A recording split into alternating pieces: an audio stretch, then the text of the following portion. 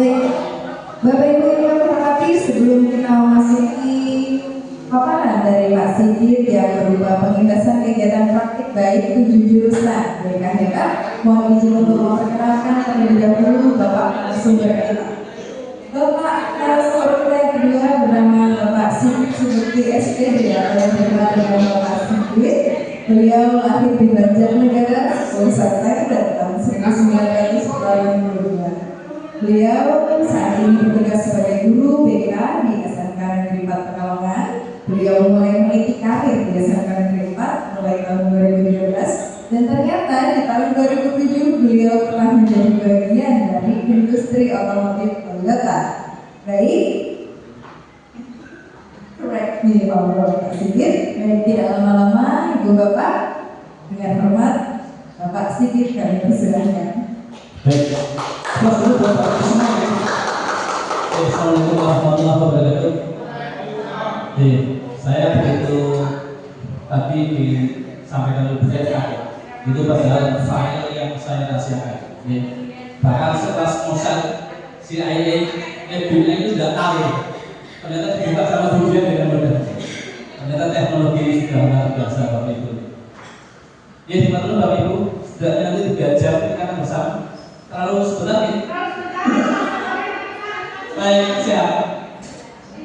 Bapak Ibu, mohon izin saya berdiri depan Bapak Ibu semua untuk bercerita sebenarnya terkait dengan apa yang kami dari BK itu kemarin ikuti di Hotel Solo terkait dengan kegiatan peningkatan kompetensi guru BK.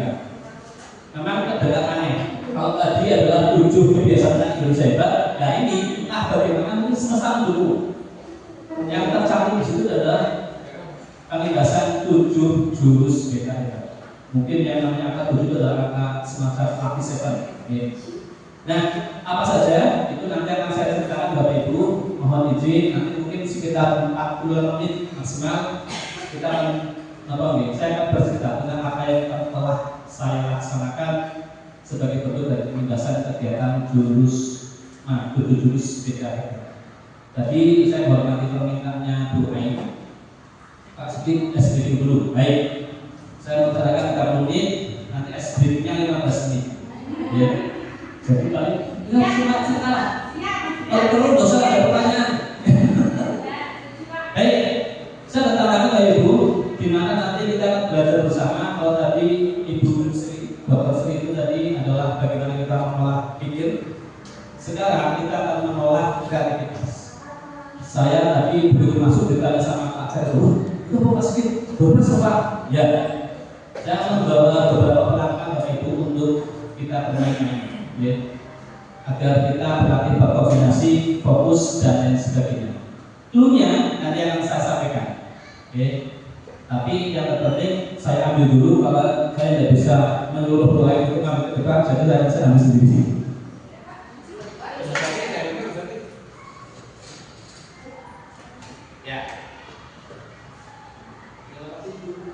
Terima kasih Bu Jari. Ya, saya melakukan ini. Ya. Itu pasti luar biasa.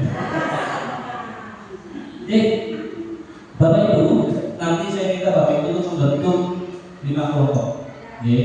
Monggo Bapak Ibu yang memilih sendiri, tidak usah berhitung. 5 kelompok. Saya beri waktu 5 menit untuk membentuk kelompok. Lama ya. Silakan mendekat. Yang ini kalau mau jumlahnya 4, 3, 2, monggo. 5. Enggak kok banyak banget. 5 kelompok saja. Dari 5 kelompok itu 2. Saya sama Pak Tento. Boleh, 3 boleh, atau 4 kelompok boleh. Tidak agak banyak sedikit. Ya, 1, 3, boleh. 1, 2, 3, 4, pas. Ya. 3. Oke, 1 nih.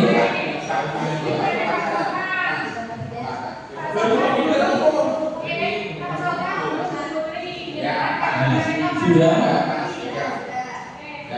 1 masing-masing kelompok saya beri botol. Untuk Ibu silakan. Oh, dari sini memang saya kami di sini.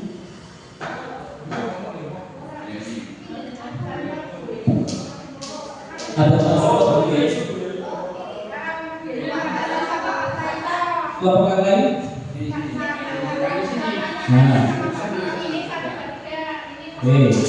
monggo, sudah, monggo dulu, sudah kebagian semua, Cluenya adalah bagaimana memasukkan ikan dulu ke dalam botol ini. Bukan memasukkan ikan ke dalam botol, tapi saya bagikan korek. Tugas Bapak Ibu nanti membangun menara di atas botol tersebut. Jadi, menara di atas botol tersebut dengan menggunakan korek api. Tidak boleh diri, tidak boleh belakang. Ya, ada pertanyaan Bapak Ibu? Di dalam botol. Di atas botol. Ya, mau diapain botolnya silakan. Yang diukur adalah tinggi dan pokoknya menara itu. Boleh, silakan. Yang terpenting punya adalah di atas botol. Kalau Bapak Ibu mau searching dulu di Google, silakan. Saya beri waktu 2 menit sambil saya bagikan korek. Jadi temanya Marina menari di atas menara. Ya, mungkin.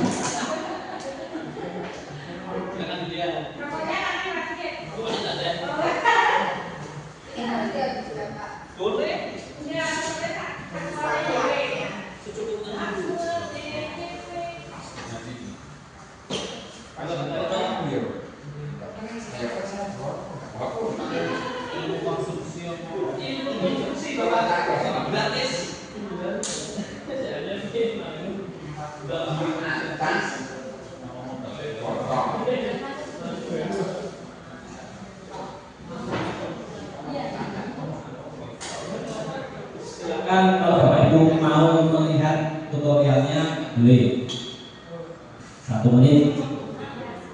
Nanti saya beri waktu 15 menit untuk membangun sebuah menara di atas botol. Botolnya boleh dipegang. Terserah, monggo Pak, mau dipegang. Pak Tato, pegang. Yang terpenting ketika nanti jam 5, misalnya jam 10, sebelum 15 sudah selesai. Nanti kita lihat seberapa kokoh menara dari kelompok yang Bapak Ibu buat. Ingat yang dulu adalah tingginya dan juga kokohnya. Pokoknya gimana Pak? Mungkin nanti saya tiup. Ya, didamu Pak. Baik, kalau sudah punya gambaran 15 menit dimulai dari sekarang. Semua harus berperan, tidak hanya 1 orang 2 orang. Monggo.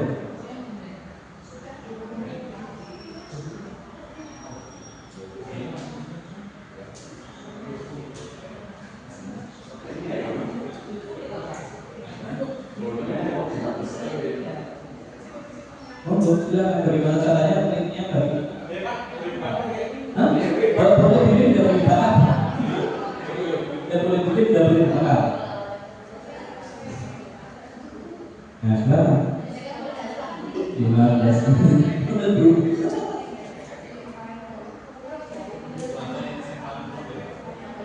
Laporannya mana?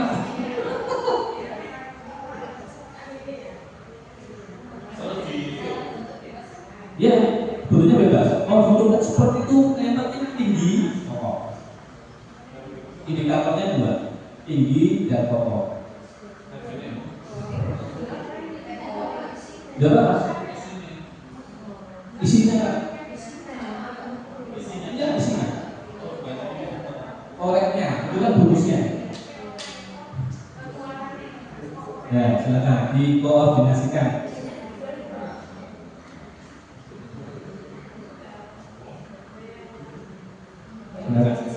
Melalui koordinasi otot dan otak.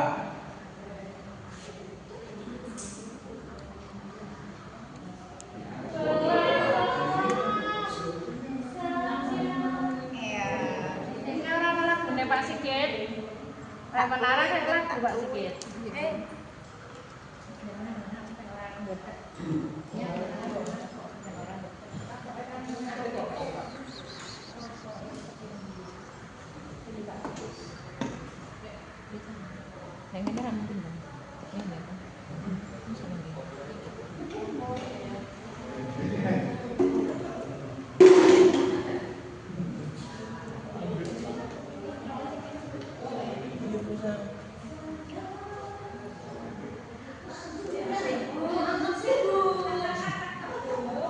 Ambang sih.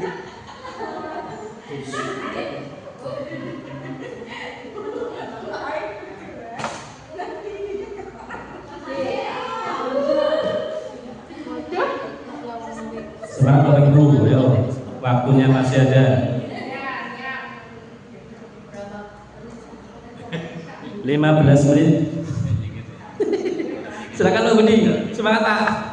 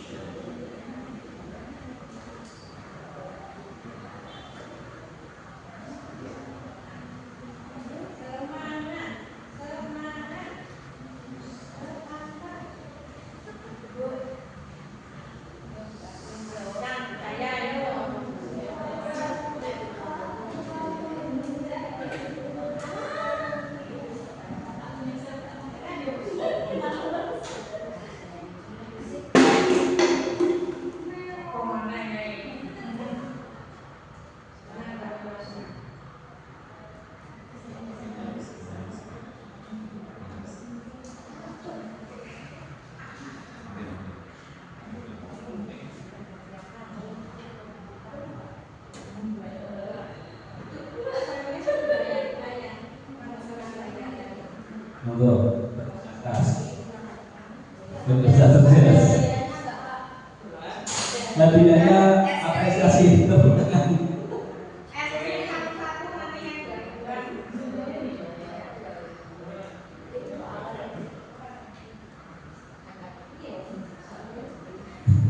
Ayo Bu.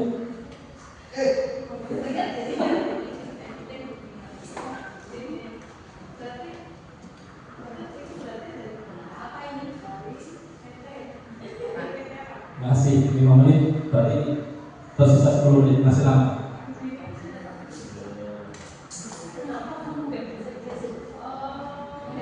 Baik, dikoordinasikan dengan baik. Bu Cahya kalau bisa jangan lihat aja Bu, sekali gabungkan Bu Cahya.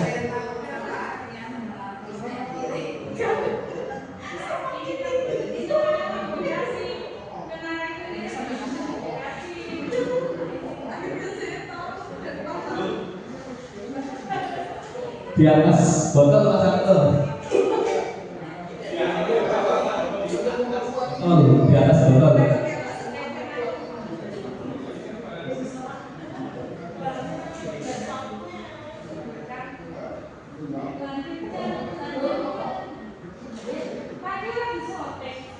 Sudah tadi?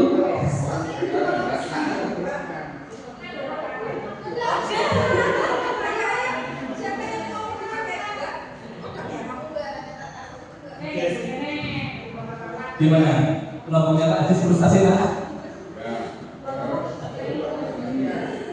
Nah, ada. Lakunya masih belum. Jaga nafas, hati-hati nafasnya musnah. Nafas saja satu.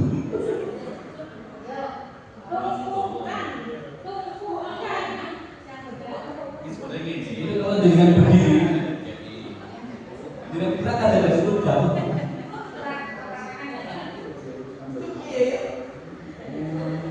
Ya.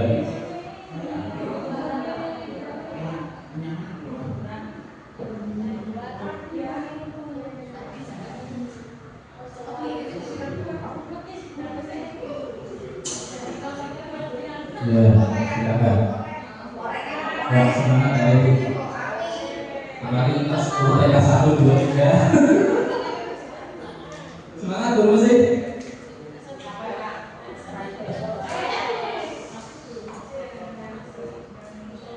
Sudah 10 menit, tinggal 5 menit.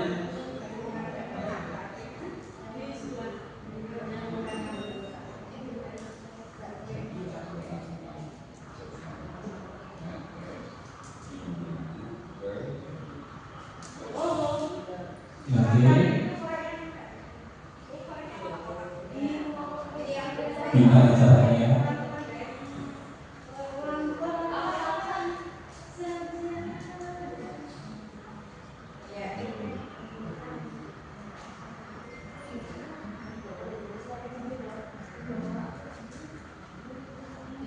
Wah, ada luar biasa nih. Arsitek.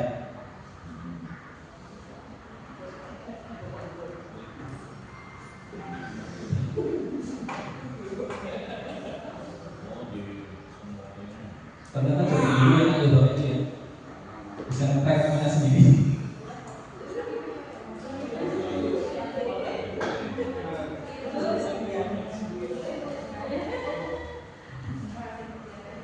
Pak Sofan menemukan ide baru.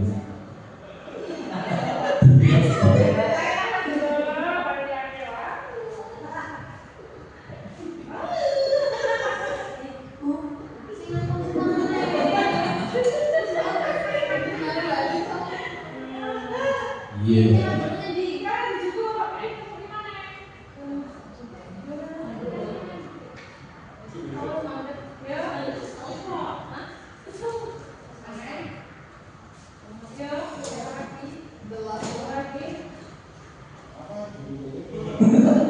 Gimana masalah tuh?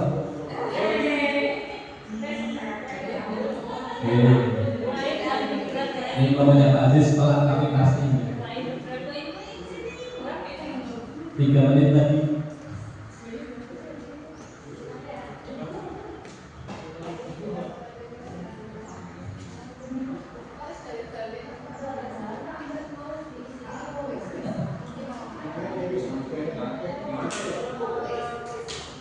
Belum rekam ya tadi? Sudah.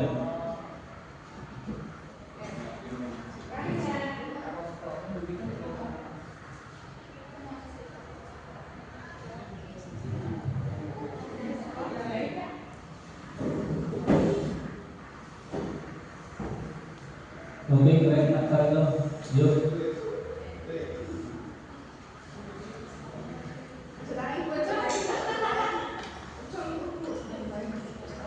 Dulu budinya itu gak ada terus tadi.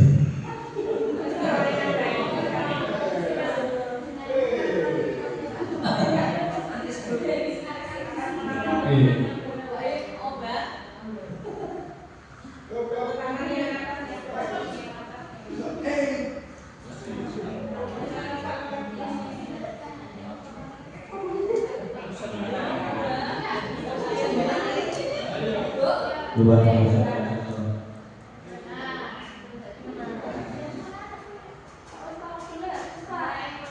Belum?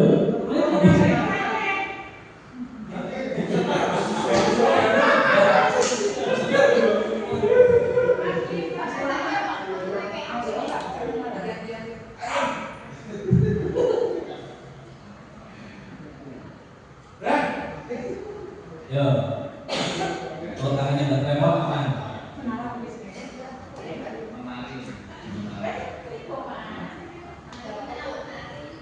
Wah, luar biasa sama-sama. Ternyata ketemu lagi caranya.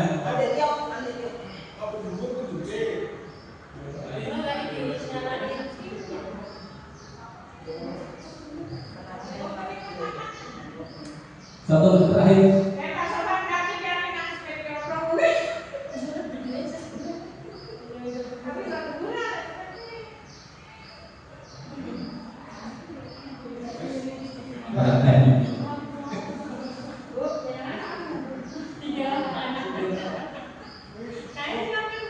Cukup? Ayo, dan tambah lagi.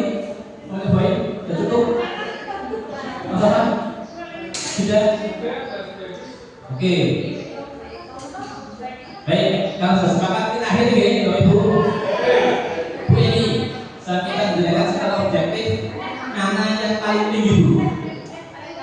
Ya, paling tinggi dulu. Yang paling tinggi dulunya apa ini? Silakan.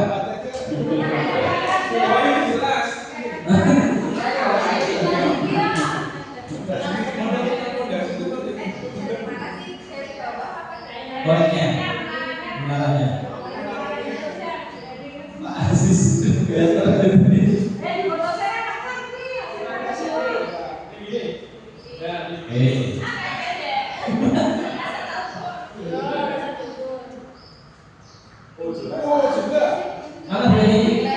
Paling ini tempatnya terserah. Oke, siap. Bu ini satu kali lagi ditiup Bu. Ya, bukan tasokannya, koreknya. Pokoknya monggo satu kali aja. Aman ya. Oke, sekarang punya Pak. Jatuh. Oke. Itu memang masalah. Oke, sekarang punya baik.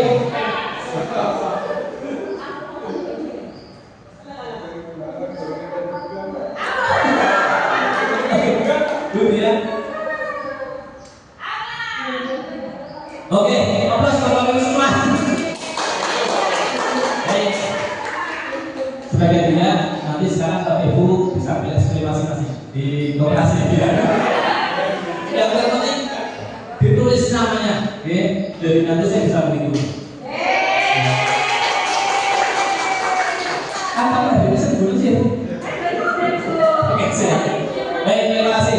Bapak Ibu sambil dilakukan kembali karena mohon izin. Bapak Ibu, ini saya mau bercerita terkait dengan kegiatan waktu tanggal 27, 28, 29, 30. Kami dari BK diminta untuk pelatihan fasilitator daerah di Solo. Kebetulan di Kota Pekalongan dari SMP maupun SMA dan SMK tempatnya sama, yaitu di Kota Solo di Hotel Postika. Di sana kami diberi ilmu terkait dengan 7 jurus BK hebat. Apa saja? Yang pertama adalah kenali potensi. Yang kedua, ini adalah kelola emosi. Yang ketiga, ini adalah menumbuhkan resiliensi. Belum muncul kan? Oke, siap. Yang muncul anaknya teman-teman.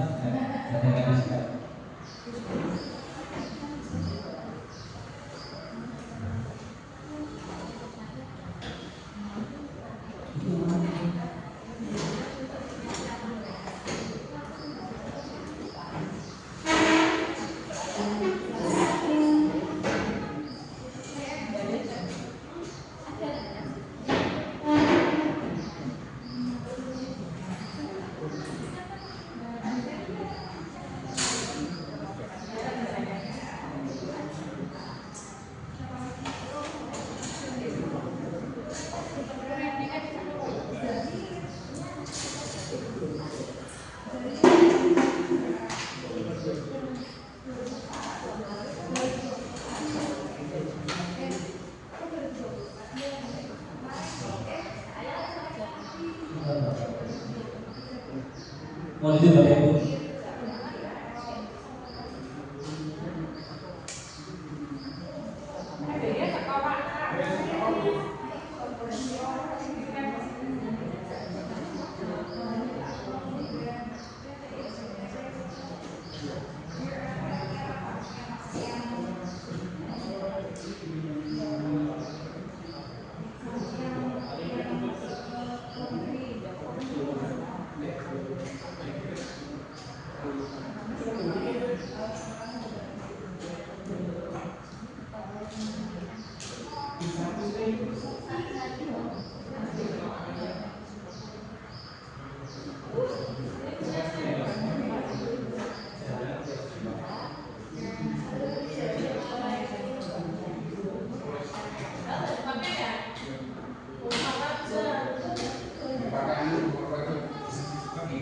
Baik, kalau Ibu karena ini masih bisa mengatarinya, berarti saya lebih fokus dan cerita. Jadi dari Bapak Ibu terkait dengan 7 jurus BK itu kami dari BK diberi ilmu terkait dengan yang pertama adalah ini beberapa kasus sebelumnya, yaitu mengenali potensi. Bagaimana kita menggali potensi dari anak didik kita. Apa saja nanti akan saya sampaikan ke Bapak Ibu. Saya mohon izin nanti praktik ya. Jadi ketika Bapak Ibu membutuhkan hal itu bisa tahu. Terus yang kedua, setelah kita mengenali potensi siswa, yang kedua adalah mengelola emosi.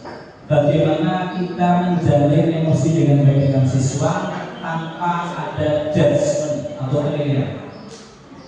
Terus yang ketiga, tumbuhkan resiliensi. Ini adalah daya tahan terhadap cobaan atau daya letih. Ini juga disarankan diaplikasikan kepada para peserta didik. Yang keempat, bagaimana kita Bapak Ibu bisa mengelola, menjaga konsistensi kerja kita dalam melayani siswa, dalam memberikan pembelajaran kepada siswa itu mampu dijaga konsistensinya. Terus yang kelima, bagaimana kita menjalin komunikasi. Di sini tertera adalah jalin koneksi antara kita dengan siswa, bagaimana cara membangun komunikasi yang sehat dan efektif. Ini yang 5 tadi Bapak Ibu, ini diarahkan sasarannya adalah para peserta didik atau murid. 2 ini adalah jalin kolaborasi dan juga menata situasi. Ini yang diarahkan untuk sekolah. 5 ini yang saya coba untuk best practice adalah yang pertama yaitu mengenal potensi siswa. Untuk potensi yang saya ukur kemarin Bapak Ibu adalah yang pertama adalah kecenderungan gaya belajar. Yang kedua itu adalah kecerdasan majemuk. Yang ketiga ini adalah tipe kepribadian. Istilahnya adalah DISC, dominance, terus kemudian steady, compliance. Yang terakhir adalah minat bakat jurusan. Riaset dan cara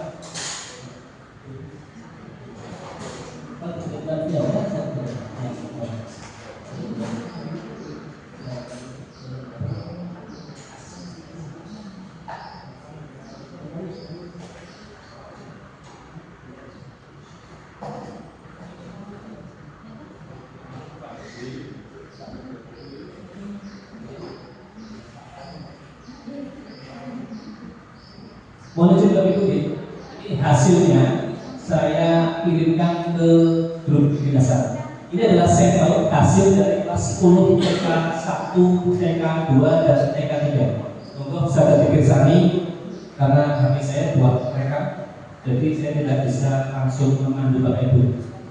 Sambut diri Bapak. Oke.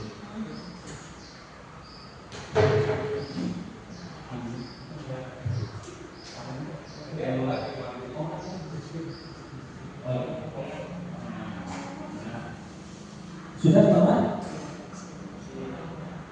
Proses saya. Sambut, namun saya Bapak Ibu, itu adalah hasil dari asesmen terkait kelas 10 TK 1, TK 2, TK 3. Ini masih kami dari BK usahakan untuk memandu anak bagaimana nanti dari kelas 10, kelas 11, kelas 12 bisa merencanakan karir dengan baik, terus juga hasil belajarnya juga bisa optimal. Ada 4 kolom di tabel itu. Yang pertama adalah gaya belajar. Di asesmen ini kami menyampaikan kecenderungan. Jadi belum pasti bahwa ada itu dasarnya misalnya kinestetik, visual atau auditory. Tapi saya sampaikan kepada siswa adalah kecenderungan. Mohon maaf, di situ memang di kolomnya saya singkat VAA, visual, auditory, kinestetik. Jadi tidak saya tulis langsung, tapi penjelasannya ada di bawah. Terus yang kedua, kolom kedua itu adalah kecerdasan majemuk. Dari mulai visual spasial, linguistik, logis matematis, kinestetik, intrapersonal, interpersonal, naturalis, musikal, itu ada. Nah, hal yang unik di SMK Negeri 4 di kelas 10 teknik ketenagalistrikan itu yang paling banyak adalah kecerdasan intrapersonalnya, yaitu bagaimana anak memahami dirinya dengan baik. Itu berdasarkan asesmen kecenderungannya ke arah sana. Terus kemudian di kolom yang ketiga itu adalah kecenderungan bakatnya jurusan. Bola mengelompokkan menjadi 5 aspek. Aspek yaitu reality, terus kemudian investigatif, artistik, terus kemudian sosial, enterprising, dan juga yang terakhir adalah konvensional. Sebetulnya di materi itu sudah saya siapkan, nanti saya kirimkan ke grup, ya. Mudah-mudahan bisa menjadi awalan bagaimana nanti kita mengembangkan potensi dari siswa. Terus yang berikutnya adalah DSC, yaitu kecenderungan kepribadian.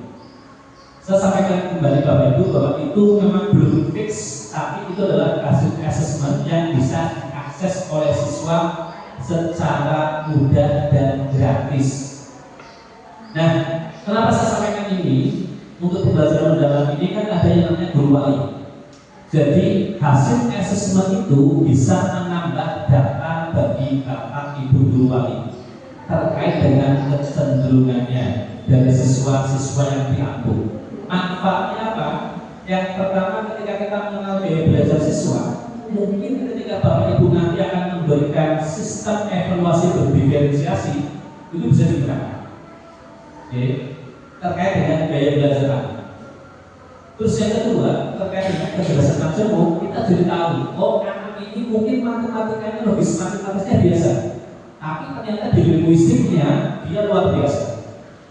Nah, hal-hal kecil ini yang mungkin bisa menjadi trigger buat kita semua Bapak Ibu untuk mulai fokus pada kecerdasan siswa. Karena apa? Saya sendiri merasakan bagaimana dulu saya di SMK itu ketika matematika saya adalah siswa yang terus akhirnya dijauhi. Saya sibuk mencari teman ketika ada pelajaran matematika ulangan, karena saya tidak bisa. Tapi ketika tata negara, saya IPS, bahasa Inggris, saya adalah siswa yang dikejar oleh siswa lain di ulangan. Bukan karena saya pintar, tapi karena ternyata guru bahasa Inggris saya mengetahui kalau ini sedikit menonjol di bagian itu. Akhirnya ada ketika gurunya tidak ada, saya diminta, Mas, tolong ini dijelaskan ke teman-teman guru tata negara. Ketika beliau datang atau bertugas, saya yang diminta untuk mungkin semacam asdos, tapi saya ingin menjelaskan kepada teman-teman terkait apa yang saya pelajari. Jadi mungkin semacam contoh sebanyak nanti. Bahasa Inggris pun seperti itu. Bukan karena saya menonjol, bukan saya pintar, karena ada yang lebih pintar, tapi mungkin guru mapel tersebut, oh ini berarti anak memiliki kecerdasan juga itu, dan itu ternyata sangat membantu saya menumbuhkan rasa percaya diri. Nah, hasil akhirnya ujian nasional saya paling menonjol di bahasa Inggris dan tata negara. Matematika biasanya cetakan tak memalukan, ya. Karena kalau waktu saya itu ada standar minimal seperti sekarang, mungkin saya adalah salah satu guru yang tidak lulus di pelajaran matematika. Siswa banyak yang dapat saya, tidak mungkin sekian nilainya segitu. Saya tunjukkan nilai UN saya. Terus mas ini, ya. Karena memang sangat lebih bidang matematika saya tidak lulus. Jadi saya belajar dari pengalaman saya sendiri bagaimana ketika kita tahu bahwa ini menonjol di kecerdasan tertentu, kita fokus ke sana, sehingga semua anak itu pandai, ya. Karena intelligence itu memang kecerdasan kita. Mungkin kita bikin estetik kurang, tapi visual spasialnya luar biasa. Ya, mungkin kita tidak begitu mahir ketika menjalin pertumbuhan atau lingkungan baru, kita tidak mahir, tapi intrapersonal kita menonjol. Dan uniknya di SMK 4 khususnya kelas 10 TK itu yang menonjol adalah intrapersonalnya. Sama ketika guru BK di SS yang di Solo, yang menonjol adalah intrapersonalnya kali-kali. Dan mungkin nanti siswa itu jadi guru BK semua maju. Mungkin itu. Jadi memahami diri sendiri. Entah itu karena memang kondisinya seperti ini, atau memang mungkin perkembangan zaman, karena anak lebih senang mandi, kegiatan di rumah sendiri, sosialnya agak bergeser. Mereka bisa memahami diri mereka dengan baik, tapi empatinya, nah ini yang mungkin nanti bisa menjadi bahan program yang siswa dan sebagainya. Terus kemudian yang kolom ketiga, maaf keempat, itu yang GST, dominance, terus steady, sama compliance, yang ini malah saya lupa. Itu terkait dengan kepribadian yang nanti menopang karir, pilihan karir. Nah, mungkin kalau Bapak Ibu nanti sebagai guru wali kebetulan siswa tidak muncul di sana, monggo bisa dicek nanti itu memang bermanfaat, bisa Bapak Ibu aplikasikan karena biar mengakses link tersebut. Saya tidak linknya karena saya kebetulan adalah memorinya sedikit beda dengan Bapak Ibu semua gitu. Jadi saya harus berikan AM berkat gitu. Monggo diakses blognya asli baru. Nanti boleh di copy, dibuat barcode biar mudah. Jadi ketika Bapak Ibu mau membutuhkan data itu, anak walinya bisa scan barcode mengisi. Ya, di blognya kasih kita, di browsernya, blognya tapi satu di link blog, tulis saja blognya kasih. Ya, sudah. Kemudian sekarang Google belum ini kan ya, saya masih yang pertama.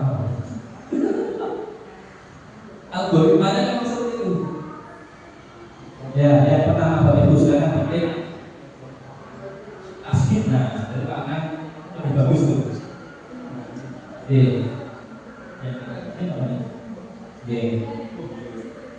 Nah, kalau sudah sampai pada tampilan blog saya, silakan di zoom in. Di zoom in. Di layar kanan Android Bapak Ibu ditarik ke atas. Nanti ada tulisan literasi pendukung. Ya.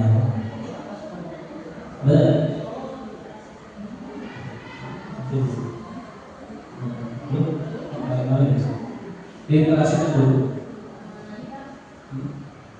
Nah ini. Nah.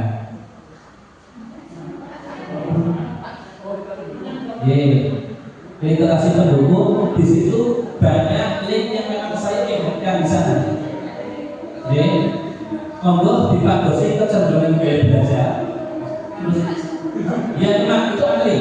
Karena sekarang sudah mulai banyak yang pakai apa itu sudah gratis. Kalau kita ingin mengetahui kecerdasan siswa dengan mengandalkan instrumen yang valid reliable, pastinya kita harus menghubungi yayasan penyedia konsultasi sekolah. Dan harganya tidak murah. Maka karena rakyat Indonesia senang dengan yang free, nah itu bisa menjadi alternatif. Ya memang bukannya 2 menit. Kalau beruntung, kalau tidak bisa menjelaskan. Ya itu 2 menit nanti bisa diakses.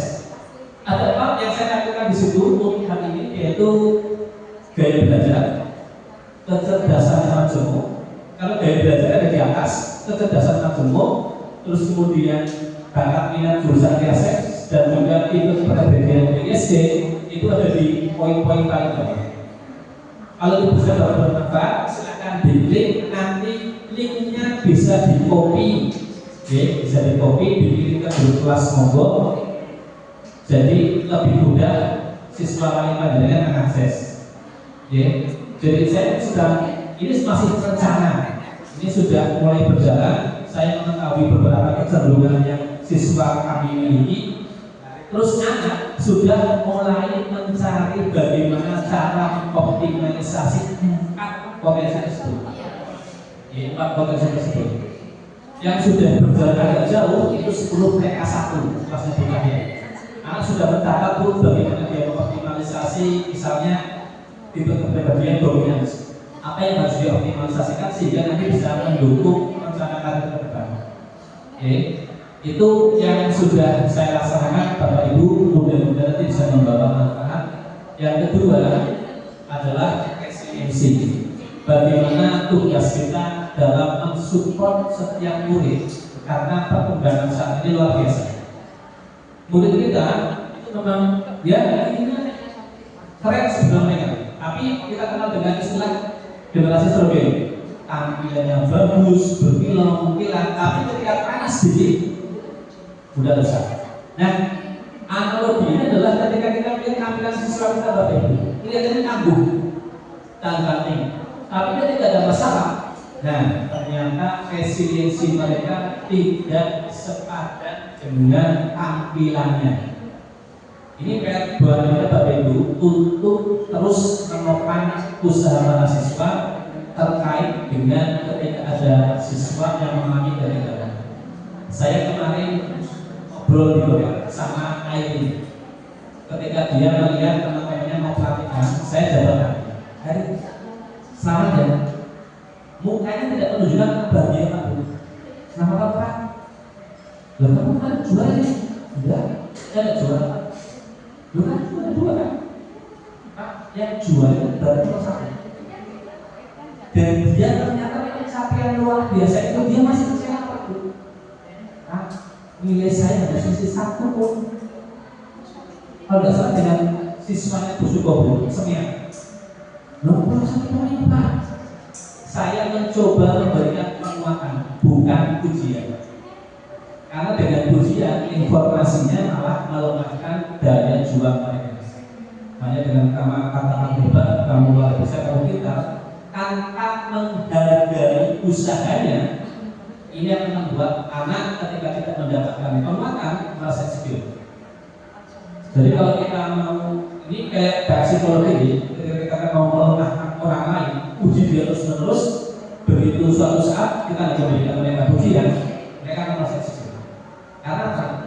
Hanya pujian saja, tapi usahanya tidak pernah disorot.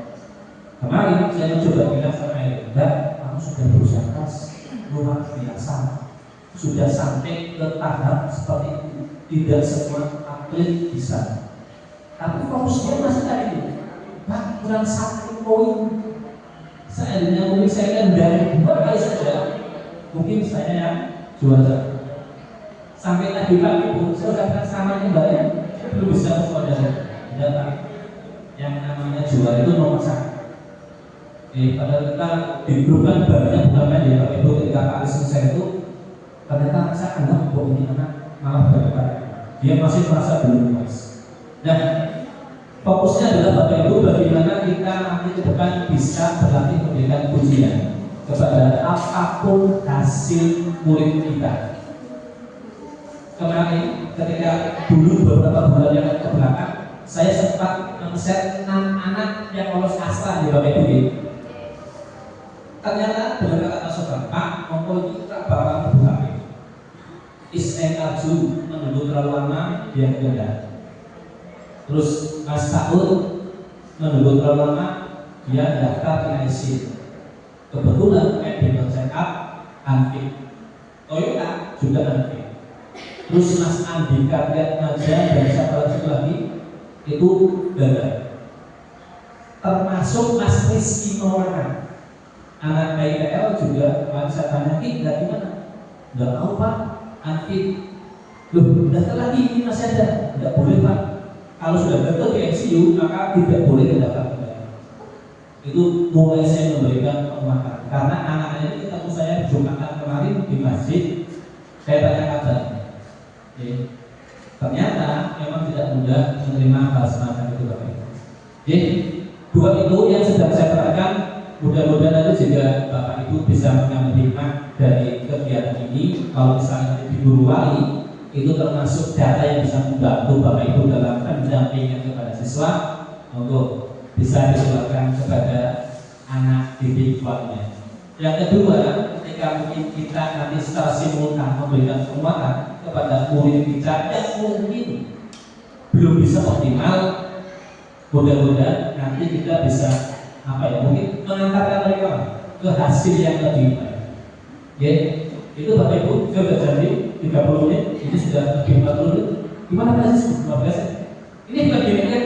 Di Senin pagi yang mengingatkan Bapak agar soal harga istrinya. Ya. Saya kira Pak. Oh siap. Di kan dilihat saya ambil 1 sampel saja Pak. Ya. Nama bukan. Muhammad Abdul Ibrahim. Yang satu itu yang Ibrahim. Ya, APK lah. PK visual integratif. Ya, APK bukan. Jadi Jadi saya mau tanya saja di mereka yang akhirnya ketika ada kecenderungan itu persentasenya itu benar-benar seimbang atau sisi berapa persen saja? Yang kemarin beberapa anak ini yang VK Arab yang 3 itu tidak ada persentasenya. Begitu. Yang mulai ada persentasenya itu adalah kecerdasan majemuk, Riasek dan juga yang BSC. Itu ada persentasenya Pak. Jadi jelas, misalnya logis, matematik dengan linguistik itu didasarkan dari persentase besarnya hasil dari asesmen yang mereka lakukan. Tapi BSC tidak ada persentasenya. Tapi kok akhirnya di sana ada 3 kecenderungan. Betul. Yang ada beberapa yang 2, ada yang kabur. Betul. Makanya yang saya tanyakan, mereka fokus ke visualisasi, Iya. atau minister dan sebagainya. Itu apakah ada gapnya gitu Pak? Yang kemarin saya pelajari Pak dari beberapa kasus itu memang anak ini disupport Pak. Yang pertama misalnya Pak, saya senang belajar dengan tampilan diagram atau tabel. Jadi visualnya muncul dulu. Terus kemudian dia bisa mendengarkan menerjemahkan diagram itu dengan auditonya. Gitu jadi. Nah, praktiknya mungkin ketika nanti dia belajar, dia bisa menggunakan daya belajar terkait dengan hasil kinestetiknya itu. Apakah dia mungkin bisa menggambar diagram yang terbentuk sendiri atau bagaimana? Tapi memang tidak ada presentasinya, tidak ada angka di situ, hanya kombinasi. Nah, di anak-anak itu sudah ada screenshot Pak, sudah bisa mereka screenshot, ada deskripsinya ada deskripsinya, termasuk ada rekomendasi di bawahnya terkait dengan optimalisasi kecenderungan itu apa yang bisa murid lakukan ada, dan itu ada di HP para murid kecuali sudah dihapus, tapi itu bisa dilakukan berulang. Mantap. Ya Pak, terima kasih. Terus yang Iya. gini Pak, saya itu kan termasuk yang TK. Iya. Jadi saya kalau ngajar kayak tukang batu itulah, saya setiap kelas bawa stok map kuning. Iya. Itu isinya karena BOK saya sudah ada mampu minimal atau di HP saya sudah ada. Jadi saya belum ngajar Pak. Saya kan di meja ada tas meja stok map kuning itu isinya 9 kelas 10 itu. Ya. Isinya di sana itu sudah ada gaya belajar masing-masing perannya itu Pak. Jadi awal kan sudah saya kasih itu. Jadi setiap belajar itu saya buka dulu Pak, karena bedanya saya sudah melemah. Nah, saya sudah siapkan yang visual, saya sudah biasa bawa proyektornya. Yang auditori saya jelaskan secara detail, meskipun kadang-kadang enggak jelas karena soalnya bermasalah. Itu kadang-kadang yang saya mau tanya ketika anak dites hasilnya visualisasi jelas, tapi kenapa ketika ditayangkan itu malah justru ngantuk, nggak sesuai ya, nggak sesuai antara hasil tes, hasil pengamatan kita, tapi di persekaliannya nggak sesuai gitu Pak. Jadi kadang-kadang ada kontradiksi. Ya. Baik. Terima kasih Itu Pak. apa penyebabnya? Ini pertanyaan sangat sulit sekali. Pak, ini pertanyaan ini mudah, tapi menjawab sulit. Seperti menjatuhkan hukum ya. Dalam cerita sendiri ya. Hanya itu gampang, tapi menjawab itu sulit. Karena seakan-akan menjatuhkan hukum ya. Nah, ini saya berbagi pengalaman saya dengan siswa. Dulu di SMK 3 saya pernah memberikan pembelajaran terkait dengan visual. Itu dengan inspirasinya 10 menit video dulu. Ada yang memang anak yang saya lihat bukunya itu warna-warna stabilo, terus beri garis lampu-lampu itu. Saya pikir kamu senang jadi seperti itu enggak? Ya Pak, ya kenapa? Karena saya lebih mudah mencari poin-poinnya. Ketika saya tayangkan media video, ternyata ketika saya tanya tidak sesuai dengan yang saya harapkan. Nah, dari situ saya pikir apakah ini tayangannya kurang dinamis atau kurang interaktif. Nah, anak ini ketika saya minta berpendapat waktu itu saya lupa ada orang, saya ingatnya UJP kalau tidak salah tokohnya yang namanya belakang. Jadi yang ada keterbatasan fisik dia tidak punya tangan, tidak punya kaki, tapi bisa menjadi seorang motivator. Nah, di saat saya tanyakan pendapat dia, ternyata menurut yang saya tarik adalah grafisnya itu membosankan. Itu pembelajaran yang saya ambil, artinya pengalaman saya. Jadi saya tidak berani menganggap bahwa Pak mungkin tidak. Tapi yang saya ambil belajar waktu itu adalah videonya yang menarik karena tampilannya itu monoton menurut anak, terus narasinya menggunakan bahasa Inggris. Subtitlenya kecil lah. Jadi anak cuma melihat, tapi ketika diminta untuk memberikan narasi ulang, dia tidak nangkap. Beda ketika mungkin film, itu kan dinamis sekali. Ketika anak disuruh merespon, anak lebih bertahan.